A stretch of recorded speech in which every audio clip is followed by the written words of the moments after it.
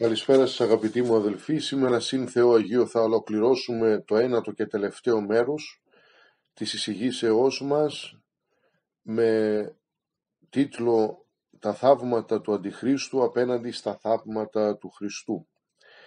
Είχαμε μείνει στο σημείο εκείνο που ο Άγιος Ιγνάτιος ο Μπρατσιανίνοφ ανέφερε το χωρίον του Αγίου Ιακώβου του Αδελφοθέου, ο οποίος στην καθολική του επιστολή λέγει ότι αιτείτε και ου λαμβάνετε, διότι κακώς αιτήστε, ή να εντεσιδονές ημών δαπανίσετε.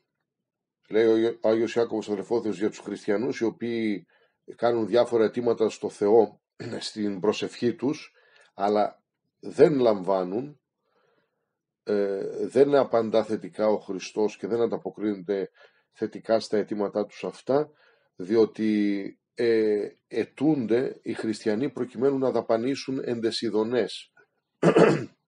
Όχι δηλαδή, κάνουν αιτήματα, όχι τα προσωτηρία αιτήματα και για την κατάκτηση της βασιλείας των ουρανών, αλλά για πρόσκαιρες και υλικές ανάγκες και απολαύσεις.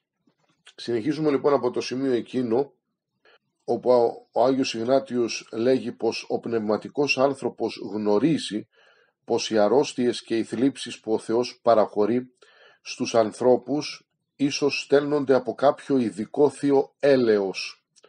Όπως τα πικρά φάρμακα βοηθούν στην θεραπεία μας, έτσι και οι αρρώστιες και οι θλίψεις μας βοηθούν για να σωθούμε. Μας οδηγούν στην αιώνια μακαριότητα, πολύ πιο σίγουρα από τις θαυματουργικές θεραπείες. Πολύ συχνά η αρρώστια είναι μεγαλύτερη ευεργεσία από μια πιθανή θεραπεία. Ο πόνος ίσως είναι μια ευεργεσία τόσο ουσιαστική, ώστε η θεραπεία του να μας στερεί ένα πολύ μεγάλο αγαθό, ασύγκριτα μεγαλύτερο από την προσωρινή ίαση που παρέχεται με την θαυματουργική θεραπεία. Ο φτωχός Λάζαρος του Ευαγγελίου δεν θεραπεύτηκε από τα έλκη του, δεν ελευθερώθηκε από την φτώχεια του. Στην παραβολή του πλουσίου και του Λαζάρου αναφέρεται. Τέλειωσε τη ζωή του υποφέροντας για πολλά χρόνια. Χάρη στην υπομονή του όμως οι άγγελοι τον μετέφεραν στους κόλπους του Αβραάμ. Τα Ιερά Κείμενα μας διδάσκουν πως όλοι οι Άγιοι του Θεού, χωρίς καμιά εξαίρεση, τέλειωσαν το επίγειο ταξίδι τους βαδίζοντας την στενή και τεθλιμμένη οδό. Η ζωή τους ήταν γεμάτη θλίψεις και στερήσεις. Αυτή ήταν η άποψη των αληθινών δούλων του Θεού για τις θλίψεις. Αυτή η στάση τους για τις θλίψεις που τους τύχαιναν, τους έκανε να συμπεριφέρονται με μεγάλη σοφία και αυταπάρνηση. Τις θλίψεις που τους έβρισκαν, ό,τι λογιών κι αν ήταν, τις δέχονταν σαν κάτι που τους άξιζε, που τους έπρεπε. Βλέπε Αγίου Μάρκου του Ασκητού, 226 κεφάλαια περί των ιωμένων εξέργων δικαιούστε. Κεφάλαιο 6. Πίστευαν με όλη τους την ψυχή πως αν δεν το επέτρεπε ο Θεός, αν δεν ήταν απαραίτητο δηλαδή για τις πνευματικές ανάγκες τους, δεν θα τους έβρισκε η θλίψη ή η αρρώστια ή οποιαδήποτε συμφορά. Το πρώτο που έκαναν με το που τους έβρισκε κάποια στεναχώρια ήταν να ομολογήσουν πως την άξιζαν. Έψαχναν και πάντα έβρισκαν μέσα τους την αιτία της θλίψης. Μόνο αν παρατηρούσαν πως η θλίψη τους στεκόταν εμπόδιο στην προσπάθειά τους να ευαρεστήσουν στο Θεό, μόνο τότε παρακαλούσαν με την προσευχή τους τον Κύριο να τους απαλλάξει από αυτήν, από τη θλίψη. Και την εκπλήρωση ή την μη εκπλήρωση του αιτήματός τους την άφηναν στο θέλημα του Θεού. Ποτέ δεν λογάριαζαν σωστή τη δική τους γνώμη για τον πνευματικό σκοπό της θλίψεως. Η κρίση του ανθρώπου ποτέ δεν μπορεί να είναι απόλυτα σωστή, γιατί ακόμα και ενός Αγίου ανθρώπου η κρίση είναι περιορισμένη. Δεν μπορεί να αντιληφθεί όλους τους λόγους που συντρέχουν για να μας επισκεφτεί η θλίψη, όπως το αντιλαμβάνεται το μάτι του Θεού που τα βλέπει όλα. Ο Θεός επιτρέπει να δοκιμάσουν θλίψεις ακόμα και οι δούλοι του, οι εκλεκτοί του. Ο Απόστολος Παύλος παρακάλεσε 3 τον Κύριο για να απομακρύνει τον πειρασμό που τον βρήκε, τον άγγελο Σατάν που τον εμπόδιζε στο κήρυγμα του Ευαγγελίου. Και ο Παύλος δεν εισακούστηκε. Η κρίση του Θεού εκείνη τη στιγμή ήταν διάφορη από την κρίση του θεόπνευστου Αποστόλου. Και βεβαίως αγαπητοί μου αδελφοί, εδώ για να τα λέμε όλα, όλοι μας, ακόμα και ο υποφαινόμενος, ο ομιλών, σίγουρα θέλουμε να απαλλασσόμεθα όσο γίνεται από τις όποιες θλίψεις, τις συμφορές, από τις αρρώστιες. Δεν θέλουμε να αρρωσταίνουμε, και μάλιστα με μια σοβαρή αρρώστια ή ανίατη ασθένεια ή οτιδήποτε, και ανάμεσα σε μια αρρώστια σοβαρή ή ανίατη και σε μια θαυματουργική θεραπεία, σίγουρα θα προτιμούσαμε το δεύτερο, τη θαυματουργική θεραπεία. Όλοι μας, ακόμα και εγώ που σας ομιλώ, και όλοι μας. Αλλά εδώ μας λέει ο Άγιος Ιγνάτιος ότι αυτό πάντοτε δεν είναι το ορθόν και το ωφέλιμο για την ψυχή του ανθρώπου, για την ψυχή του χριστιανού. Εμείς μπορεί να προτιμούμε, επειδή είμαστε φυγόπονοι, να θεραπευόμαστε, ως διαμαγείας να φεύγει μια ασθένεια που έχουμε κλπ. Αλλά πολλές φορές άλλο είναι το θέλημα του Θεού και άλλη είναι η ανάγκη και η χρειά της ψυχής μας, έτσι. Οπότε συνεχίζοντας τώρα, ο Άγιος Ιγνάτιος λέγει ότι όταν εμπιστευόμαστε τον εαυτόν μας στο θέλημα του Θεού και επιθυμούμε με ειλικρίνεια και αληθινή ευλάβεια να μας φανερωθεί το θέλημά του, σημαίνει πως το πνευματικό μας φρόνημα λειτουργεί σωστά και με συνέπεια. Οι Άγιοι μοναχοί, όταν προσβάλλονταν από αρρώστια, την δέχονταν σαν ύψιστη ευλογία και ευεργεσία του Θεού.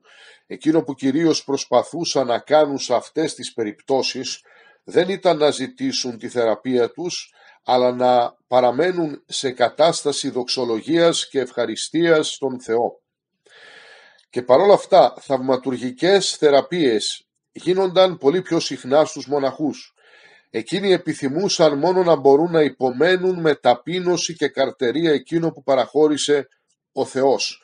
Πίστευαν και ομολογούσαν πως αυτό είναι καλύτερο και πιο ωφέλιμο στην ψυχή τους από άλλα ασκητικά κατορθώματα που έκαναν με το θέλημά τους. Δηλαδή, οι ασκητές, οι μοναχοί, οι Άγιοι του Θεού, πίστευαν ότι μια αρρώστια που ερχόταν με το θέλημα του Θεού, επειδή ο Κύριος το επιτρέπει, χωρίς τη δική τους θέληση, ήταν πολύ πιο ωφέλιμη πολλές φορές στην ψυχή τους από άλλα ασκητικά κατορθώματα, τα οποία οι ίδιοι επιτελούσαν θεληματικά, εκούσια με το θέλημά τους. Από οποιαδήποτε άλλη άσκηση πιο ωφέλιμη ήταν μια ανίατη ή μια σοβαρή αρρώστια που τους επισκέπτονταν με το θέλημα, που τους επισκεπτόταν με το θέλημα του Θεού, και πάντοτε προσπαθούσαν να ταυτίζουν το θέλημά τους με του Θεού το θέλημα. Ο μεγάλος Αββάς Ποιμένας είπε κάποτε: 3 μοναχικές πράξεις είναι εισάξιες: να ησυχάζει κανείς πραγματικά, να δοξολογεί τον Θεό όταν είναι άρρωστος και να κάνει υπακοή με αγνούς λογισμούς. Στη σκήτη της Αιγύπτου ζούσαν οι πιο σπουδαίοι Άγιοι μοναχοί. Εκεί ζούσε και ο μακάριος Βενιαμίν. Η ζωή του ήταν πολύ ενάρετη και γι' αυτό ο Θεός του έδωσε το μεγάλο χάρισμα των ιάσεων. Ο ίδιος όμως έπασχε από μια βαριά ασθένεια, από υδροπικία.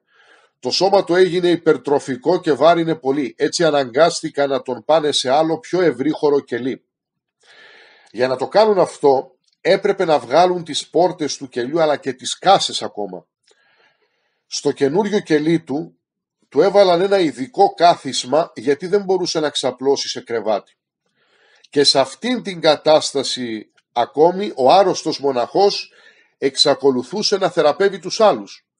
Εκείνοι που τον έβλεπαν στην κατάσταση αυτή τον λυπούνταν πολύ, και εκείνος του ζητούσε να προσεύχονται για την ψυχή του, για το σώμα του όμως δεν τον ένοιαζε καθόλου. Όταν το σώμα μου είναι γερό, έλεγε, σε τίποτα δεν με ωφελεί. Τώρα που υποφέρω από την αρρώστια, τουλάχιστον δεν μπορεί να μου κάνει κακό το σώμα. Άρα δηλαδή αυτός ο άνθρωπος, αυτός ο μοναχός, ο οποίος θεράπευε όλους τους άλλους, είχε αυτή τη σοβαρή ασθένεια της υδροπικίας και δεν ζητούσε ποτέ από τον Θεό, δεν έμπαινε στον πειρασμό να ζητήσει από τον Θεό να θεραπεύσει τον ίδιο. Γιατί πίστευε ότι ήταν πολύ περισσότερο ωφέλιμο για τον ίδιο να είναι άρρωστος, να παραμένει άρρωστος παρά υγιής. Ο Αββάς Πέτρος διηγήθηκε πως κάποτε επισκέφτηκε τον Αββά Ισαΐα τον Αναχωρητή και τον βρήκε να υποφέρει από κάποια οδυνηρή αρρώστια. Του είπε πως λυπάται πολύ και του ευχήθηκε περαστικά. Ο Αββάς Πέτρος του απάντησε: «Μόλο που η αρρώστια με έχει καταβάλει, με δυσκολία μπορώ να διατηρήσω τη μνήμη μου σταθερά στη φοβερή ημέρα του θανάτου και της κρίσεως. Όταν είμαι καλά σωματικά, η μνήμη αυτή με εγκαταλείπει τελείως. Όταν το σώμα μου είναι γερό, τότε επιδίδεται σε έργα άσχημα, στρέφεται εναντίον του Θεού. Οι θλίψεις μας βοηθούν να τηρούμε τις εντολές του Θεού. Βλέπε Αβά Ισαΐα του Αναχωρητή, λόγος 27ος. Εδώ μας λέει δηλαδή ο Άγιος του Θεού ασκητής, ο Αβάς Πέτρος, ότι ενώσο ήταν άρρωστος πολύ και τον είχε καταβάλει η αρρώστια, μπορούσε όμως έστω και δύσκολα να διατηρεί μέσα του σταθερά την μνήμη του θανάτου και της κρίσεως. Ενώ όταν ήταν καλά, όταν ήταν υγιής σωματικά, τότε αυτή η μνήμη έφευγε και τον εγκατέλειπε τελείως. Όταν οι Άγιοι Πατέρες αντιμετώπισαν αρρώστιες ή δοκιμάζονταν από θλίψεις, το πρώτο που προσπαθούσαν να κάνουν ήταν υπομονή. Αυτό ήταν το δικό τους μέλημα. Αυτό δηλαδή που δεν κάνουμε εμείς, αγαπητοί μου αδελφοί, και πρώτος από όλους εγώ. Προσπαθούσαν ταυτόχρονα να κατηγορούν τον εαυτόν τους και να πιέζουν την καρδιά τους να ασκηθεί στην αρετή της υπομονής. Για να βοηθηθούν έφερναν στο νου τους τον θάνατο, την κρίση του Θεού, τα αιώνια βάσανα. Η μνήμη αυτή εξασθενίζει τη σημασία, την αξία και τον πόνο των θλίψεων. Ήψωναν το νου τους στο Θεό και υπενθύμιζαν στον εαυτόν τους την υπόσχεση του Υιού του πως θα είναι κοντά στους εκλεκτούς του πάσα στα ημέρας έως της συντελείας του αιώνος. Και με τέτοιους στοχασμούς στο νου τους η καρδιά τους ειρήνευε και ενισχύονταν.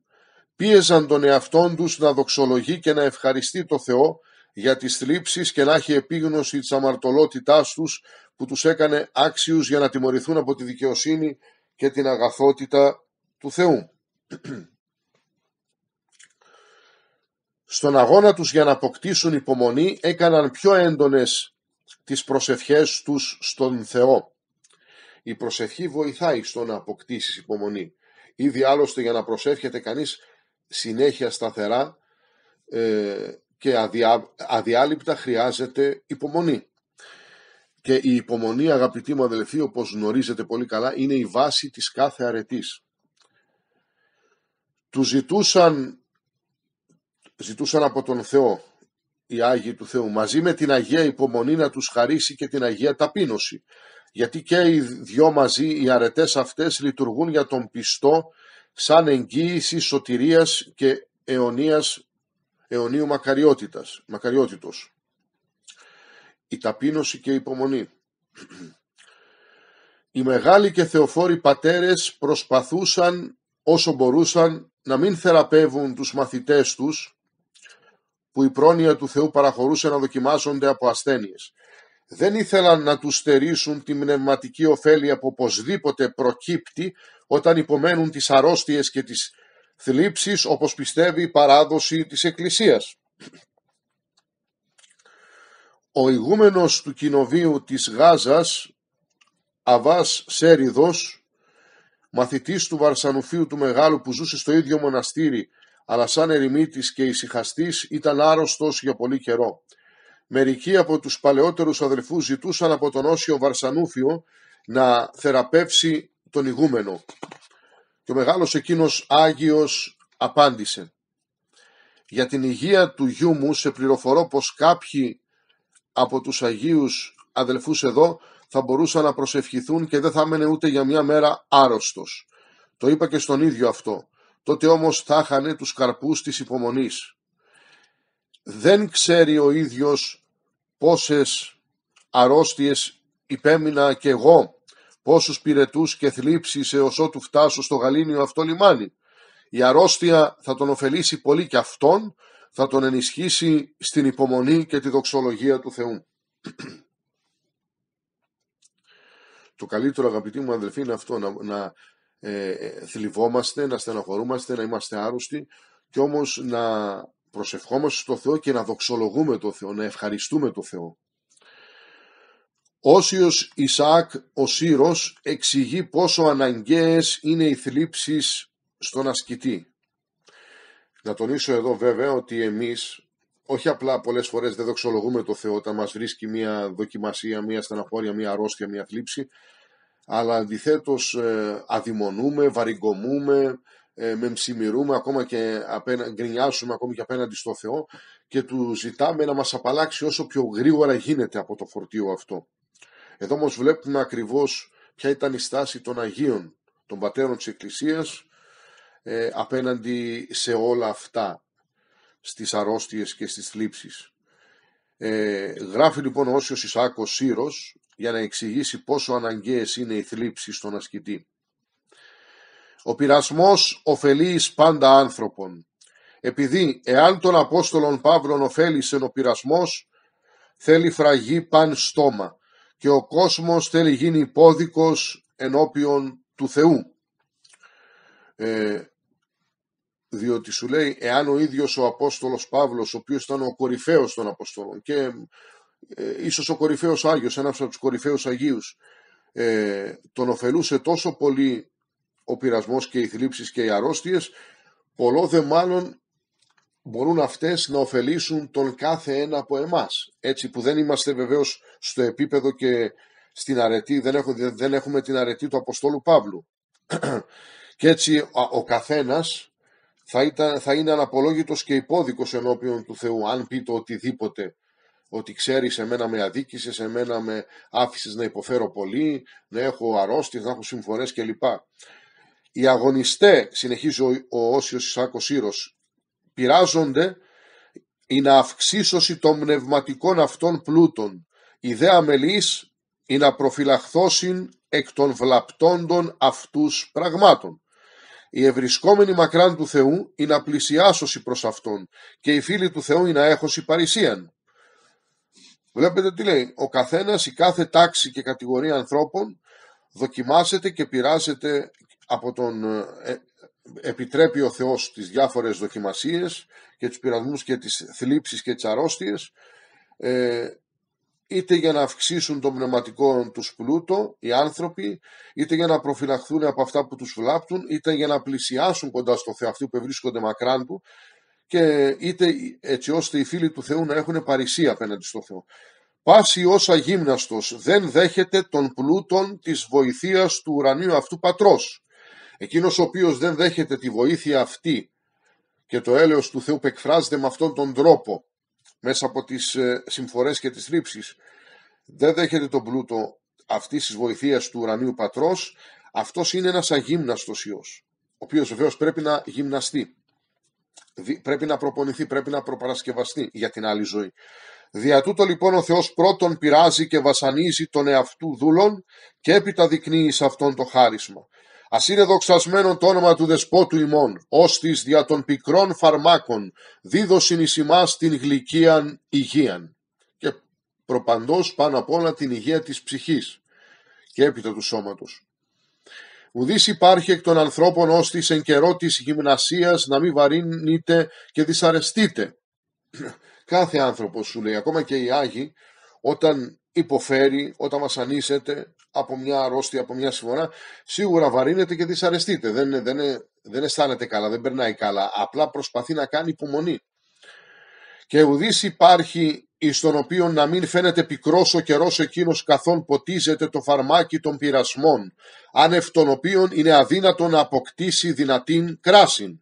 Αποκτάς δυνατή κράση, σου λέει ο Ισάκος Σύρος, με το φαρμάκι των πειρασμών. Αλλά και το να υπομένουμε τους πειρασμούς δεν είναι δικό μας, διότι πώς είναι δυνατόν το πύληνον αγγείον να βαστάσει το είδωρ, εάν το θείον πυρ δεν στερεώσει αυτό, το αγγείο. Εάν λοιπόν υποταχθόμενοι στο θείον θέλημα, πάντα όσα αν ζητήσομεν με τα ταπεινώσεως και διακαούς πόθου και καρτερίας και υπομονής, θέλομεν λάβει ταύτα. Το δε Θεό ημών ή η δόξα εις τους αιώνας. Αμήν. Λόγος 48 του Ισάκ του Σύρου. Και περνάμε, αγαπητοί μου αδελφοί, τώρα στο τρίτο μέρος του κειμένου αυτού του Αγίου Ιγνατίου του Παρατσιανίνοφ, που φέρει τον τίτλο «Θαύματα και σημεία», όπου ο Άγιος εξάγει τα συμπεράσματά του. πριν από την δεύτερη έλευση του Χριστού, έστε σημεία εν ηλίο και σελήνη και άστρης και επί της γης. Μας λέει ότι πριν από την δευτέρα παρουσία του Χριστού θα γίνουν πολλά σημεία που θα αφορούν τον ήλιο, τη σελήνη, τα αστέρια και ακόμα στη γη, στη θάλασσα. Η θάλασσα θα μουγκρίσει και τα κύματα θα υψώνονται τεράστια. Πώς θα ξεχωρίσουμε τα σημεία αυτά από τα σημεία του Αντιχρίστου, αφού και αυτός θα κάνει παρόμοια πράγματα στον ήλιο, στο φεγγάρι, στα άστρα και στον αέρα? Τα πρώτα σημεία θα είναι αληθινά, λέει ο Άγιος Ιγνάτιος. Θα είναι τελείως διαφορετικά από τα σημεία του Αντιχρίστου, που θα είναι φαινομενικά και θα απατούν τις αισθήσεις. Τα σημεία του Αντιχρίστου θα τα κάνει ο ίδιος και οι Απόστολοι του. Τα σημεία στον ήλιο, το φεγγάρι και τα άστρα, που θα είναι οι κήρυκες της έλευσης του Χριστού, της Δευτέρας του Παρουσίας, θα εμφανιστούν από μόνα τους χωρίς να μεσολαβήσει κάποιος. Τα άστρα του ουρανού θα έχουν εκπληρώσει τον προορισμό τον οποίο κλήθηκαν να επιτελέσουν κατ' εντολή του Δημιουργού, δηλαδή να λάμπουν στον ουρανό. Εκπλήρωσαν την υποχρέωσή τους κατά την γέννηση του Χριστού με ένα θαυματουργό αστέρι, την εκπλήρωσαν κατά την σταύρωση του Θεανθρώπου, όταν ο ήλιος καλύφθηκε με πυκνό σκοτάδι μέσα στο καταμεσήμερο. Ο Ευαγγελιστής Ματθαίος λέει πως όταν πάυσουν οι θλίψεις που θα προκληθούν από την τυραννία του Αντιχρίστου, η έλευση του Χριστού θα γίνει ξαφνικά και θα αρχίσει, ενώ ο ήλιος σκοτιστήσεται και η σελήνη ου δώσει το φέγγος αυτής και οι αστέρες πεσούνται από του ουρανού. Τα ουράνια αυτά σώματα θα παραμείνουν στη θέση του, σημειώνει ο Θεοφύλακτος Βουλγαρίας, αλλά θα χάσουν το φως τους και θα είναι σαν να εξαφανίστηκαν από τον ουράνιο θόλο, γιατί ο κόσμος θα έχει πλημμυρίσει από το ουράνιο φως που θα προετοιμάσει τον κόσμο για την υποδοχή του Κυρίου εν δόξη. Τολμήσαμε να ισχυριστούμε, λέει ο Άγιος Ιγνάτιος ο Μπρατσιανίνοφ, πως η διδαχή μας αυτή για τα θαύματα και τα σημεία στηρίζεται στους Αγίους Πατέρες.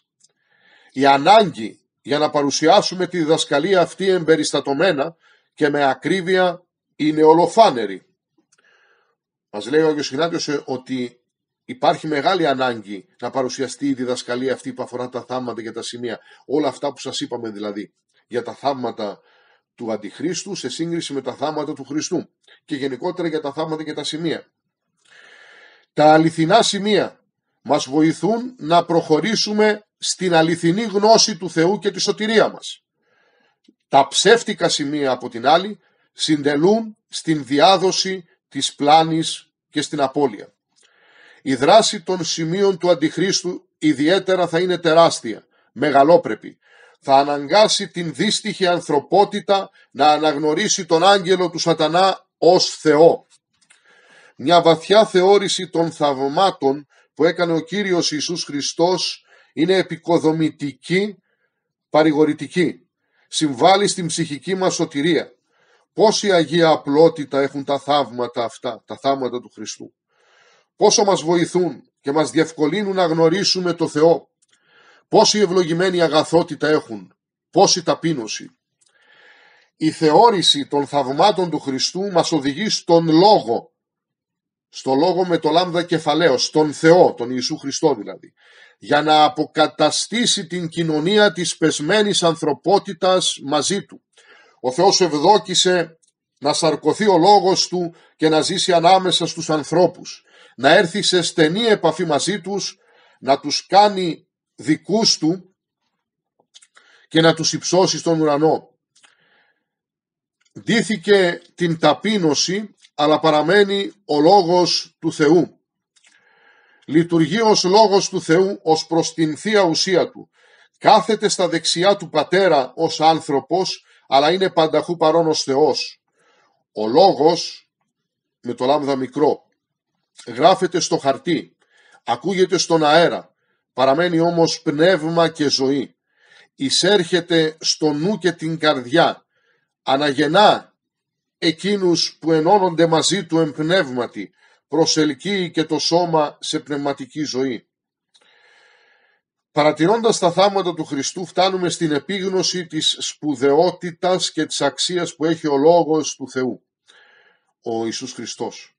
Ομολογούμε ότι ενός δε εστί χρία, γιατί ο λόγος είναι που προσφέρει και ολοκληρώνει τη σωτηρία μας. Ο λόγος εξαγνίζει και καθαρίζει το νουν και την καρδιά μας. Σε αυτήν την καθαρότητα ακτινοβολεί ο πνευματικός στοχασμός, όπως ο ήλιος στον καθαρό και ασύννεφο ουρανό. Το ξημέρωμα, αμέσως μετά το σκοτάδι της νύχτας, η όψη των αισθητών πραγμάτων αλλάζει. Μερικά που μέχρι τότε ήταν αόρατα γίνονται ορατά. Άλλα που ήταν θαμπά και ανακατεύονταν με άλλα αντικείμενα, τώρα ξεχωρίζουν και διακρίνονται καθαρά. Αυτό δεν γίνεται επειδή τα αντικείμενα αλλάζουν μορφή, αλλά επειδή η σχέση της ανθρώπινης όρασης με αυτά αλλάζει με την μετάβαση από το σκοτάδι στο φως της ημέρας. Ακριβώς το ίδιο γίνεται στην σχέση του νου με τα αισθητά και τα πνευματικά πράγματα, όταν ο νους φωτίζεται με πνευματική γνώση που προέρχεται από το Άγιο Πνεύμα. Μόνον με το φως του πνευματικού λόγου μπορεί η ψυχή να δει τον Άγιο δρόμο του Θεού. Μόνο με το φως του πνευματικού λόγου μπορεί να πραγματοθεί η αόρατη πορεία του νου και της καρδιάς προς τον Θεό χωρίς αμαρτία. Μόνο με το φως του πνευματικού λόγου μπορούμε να ξεφύγουμε από την πλάνη, την άβυσσο της απολίας. Όπου δεν υπάρχει το φως αυτό, δεν βλέπουμε την αλήθεια. Όπου δεν υπάρχει το φως αυτό, δεν υπάρχει θεάρεστη αρετή για να σώσει τον άνθρωπο και να τον οδηγήσει στις μονές του παραδείσου. Βλέπε Ισαάκ του Σύρου, λόγοι 25ος, 26ος, 27ος και 28ος. Για να αποφύγουμε τους πειρασμούς και τις θλίψεις, όπου μας μπλέκουν τα σημεία και τα θαύματα που επιθυμεί ο σαρκικός νους, θα πρέπει να φωτιστεί η πνευματική μας όραση με το φως του πνευματικού λόγου. Είδαμε την ουσία των θαυμάτων που έκανε ο Θεάνθρωπος. Κατανοήσαμε το στόχο και τη σκοπιμότητά τους. Τα σημεία εκπλήρωσαν το σκοπό τους και τελείωσαν. Ο θαυματουργός λόγος εξακολουθεί να ενεργεί. Ο λόγος με το λάμδα κεφαλαίο.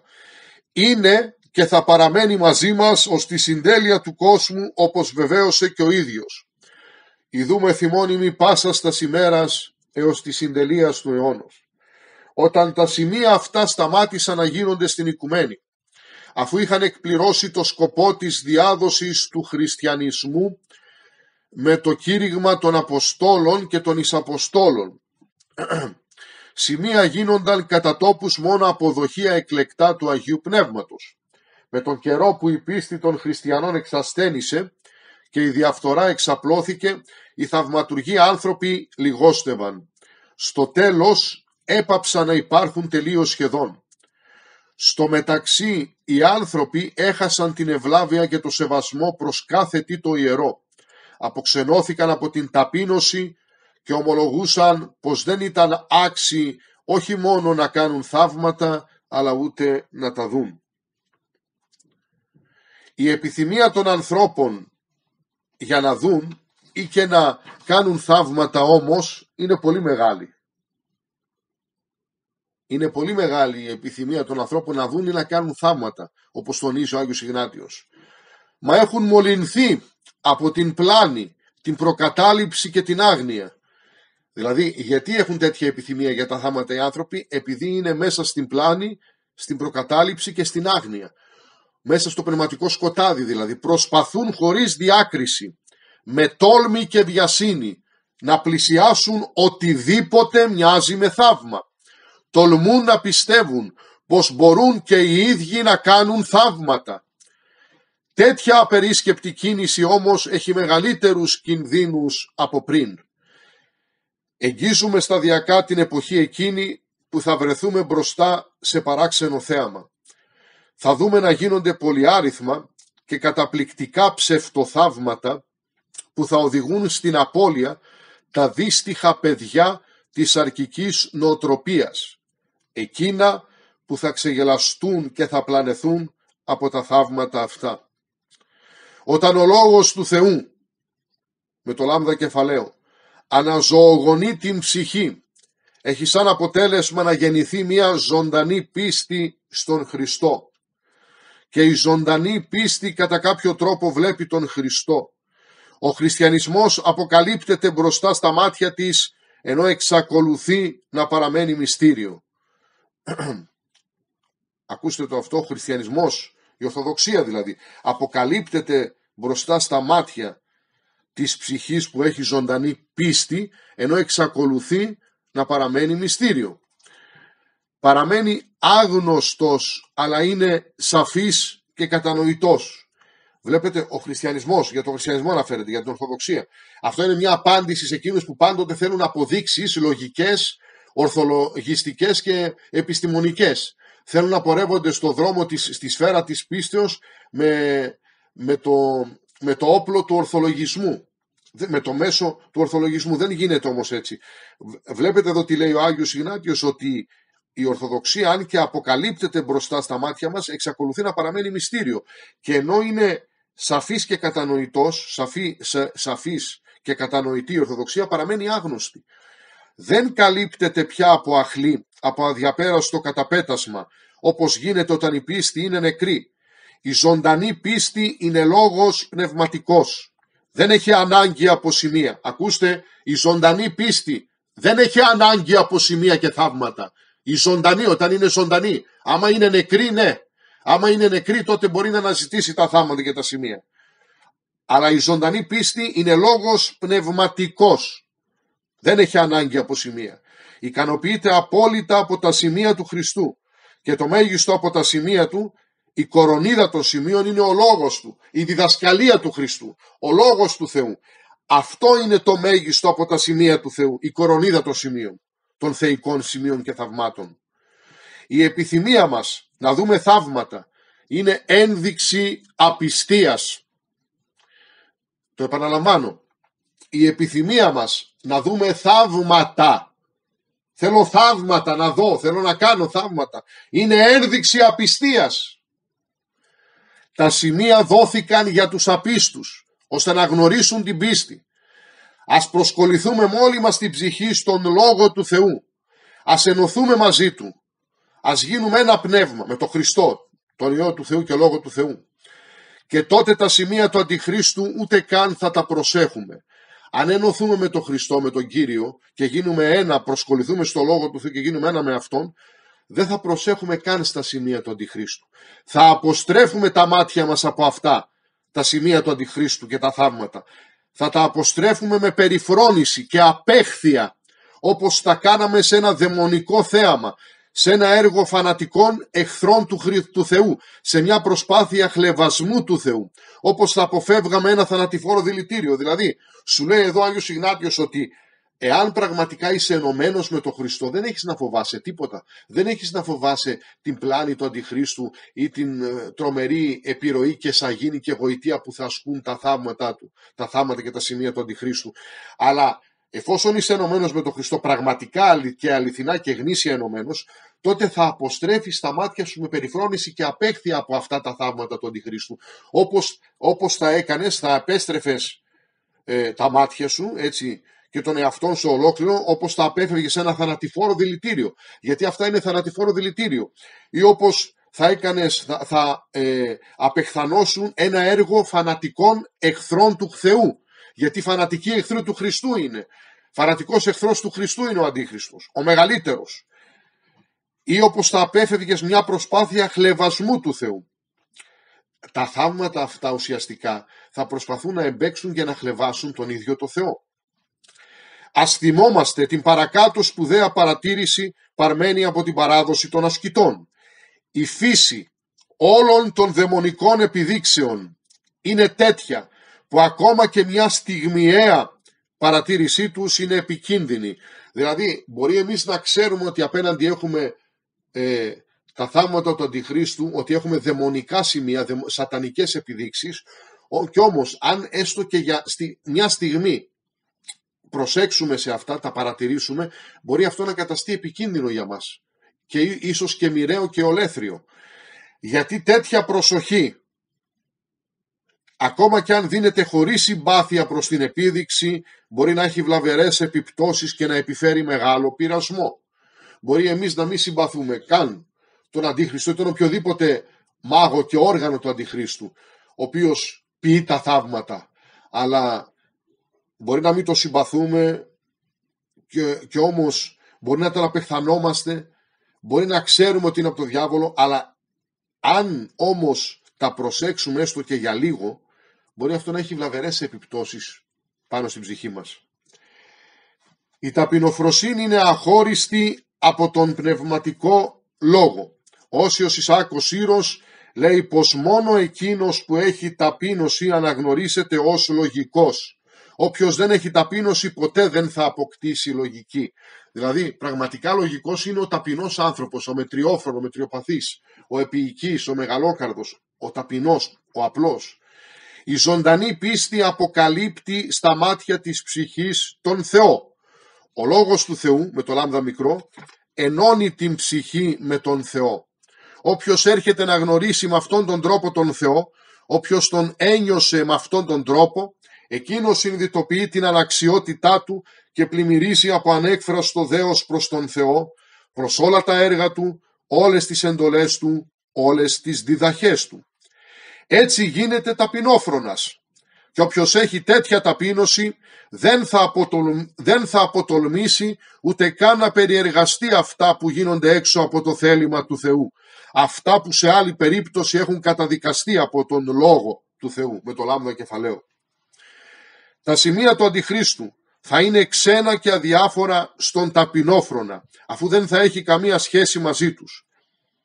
Η αναγνώριση της αναξιότητας και της αδυναμίας του, καθώς και η θέαση του Θεού, της παντοδυναμίας και της άπειρης αγαθότητάς του, ανασταίνουν την ψυχή του ανθρώπου και την παρακινούν να επιδοθεί στην ένωση μαζί του με την προσευχή. Ο ταπεινόφρον, επειδή είναι ταπεινός, μπορεί να αναγνωρίσει το πνεύμα της υπερηφανίας και αλαζονίας με το οποίο θα γίνονται τα θαύματα του Αντιχρίστου. Και βεβαίως ξέρει πολύ καλά ότι δεν έχει καμία σχέση με αυτό. Θα είναι πολύ πολύ ψυχρός και αδιάφορος και ξένος απέναντι σε αυτά τα θαύματα. Θα αναγνωρίζει ο ταπεινόφρονας πιστός την αναξιότητα και την αδυναμία του, θα μπορεί να θεάται, να βλέπει το Θεό, να νιώθει και να βιώνει την παντοδυναμία και την άπειρη αγαθότητα του Θεού και θα ανασταίνεται η ψυχή του παρακινούμενη πάντοτε στην ένωση με το Θεό, με το Χριστό. Θα ανασταίνεται με την προσευχή, με την πνευματική νύψη και εγρήγορση, με την άσκηση. Η ελπίδα της ψυχής αυτής επικεντρώνεται στον Θεό και γι' αυτό δεν διασπάται την ώρα της προσευχής. Η ψυχή, δηλαδή ένας ταπεινόφρον πιστός, ένας πιστός συνειδητοποιημένος που είναι ενωμένος με τον Κύριο, θα προσεύχεται συνεχώς και αδιαλείπτως. Οπότε χωρίς περισπασμούς. Οπότε αφού δεν θα έχει περισπασμούς, αυτό σημαίνει ότι δεν θα αποπροσανατολίζεται από τα όποια σημεία και θαύματα του Αντιχρίστου, από το οτιδήποτε θα μπορούσε να κάνει ο Αντίχριστος και θα είχε σχέση με αυτόν. Η ψυχή συγκεντρώνει όλες τις δυνάμεις της και προσεύχεται. Αγωνίζεται για τον Θεό με όλη την ύπαρξή της. Η ψυχή τότε καταφεύγει στην προσευχή όσο πιο συχνά μπορεί. Προσεύχεται αδιαλείπτως. Έτσι λοιπόν αγαπητοί μου αδελφοί, τα μέλη της Εκκλησίας των Εσχάτων θα προσεύχονται αδιαλείπτως. Και γι' αυτό δεν θα επηρεάζονται από την παρουσία και την δράση του Αντιχρίστου. Τον καιρό του Αντιχρίστου θα ενσκύψουν μεγάλες θλίψεις. Τότε όλοι εκείνοι που πιστεύουν αληθινά θα κραυγάσουν με μεγάλη φωνή στον Θεό. Θα κραυγάσουν για βοήθεια, για στήριξη. Θα τους ζητήσουν να τους στείλει την Θεία Χάρη για να τους ενισχύσει και να τους καθοδηγήσει. Αν και θα είναι πιστοί στον Θεό, η δική τους δύναμη θα είναι ανεπαρκής για να αντισταθούν στις μαζικές επιθέσεις των πεσμένων αγγέλων, των δαιμόνων δηλαδή, και των ανθρώπων που θα μάχονται με απελπισία και μανία επειδή θα βλέπουν ότι θα έχουν ολίγων καιρών, ολίγων χρόνων, όπως τονίζει στην Αποκάλυψη ο Άγιος Ιωάννης ο Θεολόγος, και ότι το τέλος τους πλησιάζει. Το τέλος των δαιμόνων και των ανθρώπων που θα έχουν προσκυνήσει τον Αντίχριστο. Η Θεία Χάρη όμως θα επισκιάζει τους εκλεκτούς του Θεού. Θα τους κάνει απρόσβλητους στην κακία του εωσφόρου, ατρόμητους στις απειλές του. Τα θαύματά του αντιχρίστου δηλαδή, του διαβόλου, θα τα βλέπουν οι πιστοί, οι εκλεκτοί του Θεού με περιφρόνηση. Η χάρη του Θεού θα δώσει στους εκλεκτούς του θάρρος και παρησία για να ομολογήσουν το σωτήρα μας, εκείνον που χάρισε τη σωτηρία στους ανθρώπους, για να αποκηρύξουν τον ψευδομεσσία που ήρθε για να καταστρέψει την ανθρωπότητα. Η χάρη του Θεού θα οδηγήσει τους εκλεκτούς του έτσι ώστε στον τόπο της εκτέλεσης να νιώθουν σαν να πηγαίνουν σε θρόνο βασιλικό, σε γαμήλια τελετή. Δηλαδή οι Άγιοι του Θεού, οι πιστοί των εσχάτων θα πηγαίνουν στο μαρτύριο και στα βάσανα σαν να πηγαίνουν σε θρόνο βασιλικό, σαν να πηγαίνουν να εθρονιστούν και να γίνουν βασιλιάδες ή σαν να πηγαίνουν σε γαμήλια τελετή, να πηγαίνουν να παντρευτούν. Η εμπειρία της αγάπης του Θεού είναι πολύ γλυκύτερη από την ίδια τη ζωή. Είναι πολύ γλυκύτερη και πολύ πιο δυνατή. Η αγάπη του Θεού, η εμπειρία της αγάπης του Θεού, το να γεύεται και να βιώνει κανείς μέσα του την αγάπη του Θεού, είναι πολύ πιο δυνατό, απείρως πιο δυνατό και ασυγκρίτως γλυκύτερο από την αγάπη για αυτήν την ζωή, την παρούσα ζωή.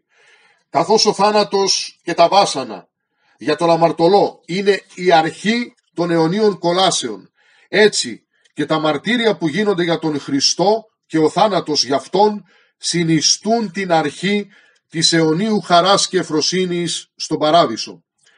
Το βλέπουμε αυτό από την ενέργεια της χάριτος στους μάρτυρες των πρώτων αιώνων του χριστιανισμού.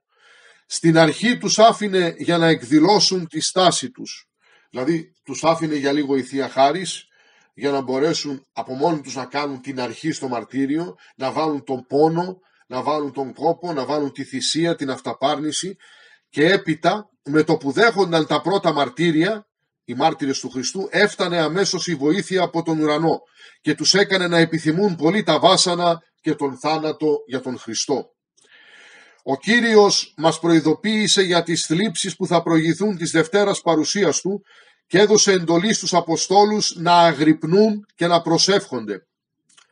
Βλέπετε, αγρυπνείτε και προσεύχεστε, όπως λέγει στο 13ο κεφάλαιο του κατά Μάρκον Ευαγγελίου. Η προσευχή είναι πάντα ωφέλιμη και χρήσιμη στον άνθρωπο. Τον κρατάει σε κοινωνία με τον Θεό.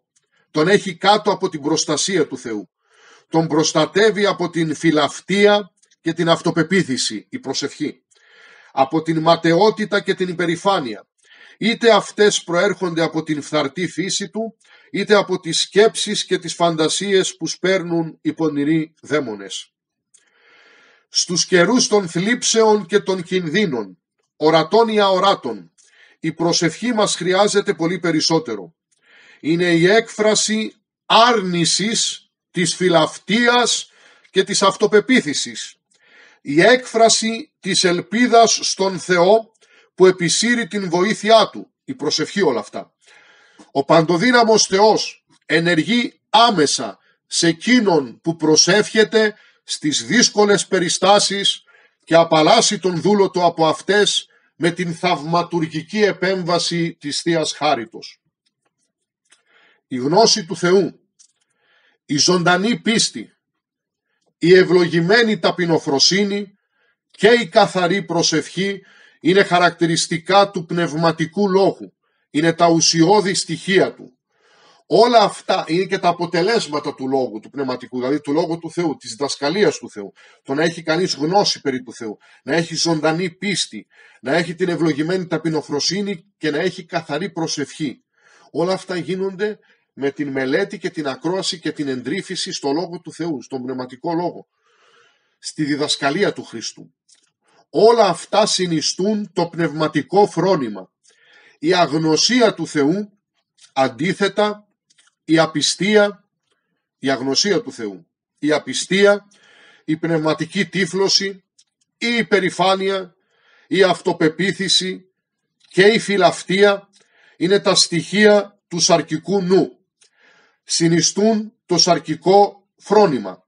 Ο σαρκικός νους δεν γνωρίζει τον Θεό, δεν δέχεται αλλά και δεν καταλαβαίνει τα μέσα που προσφέρει ο Θεός για να τον οδηγήσει στην γνώση αυτή. Έτσι επινοεί μόνος του λαθεμένα και ψυχοφθόρα μέσα, ο σαρκικός νους, για την απόκτηση της γνώσεως του Θεού, μέσα που να ταιριάζουν και να συμφωνούν με την δική του πλανεμένη κατάσταση και αντίληψη, όπως θα είναι τα μέσα του Αντιχρίστου, έτσι, τα θαύματα, τα λόγια του Αντιχρίστου, όλα όσα αφορούν την προσωπικότητά του.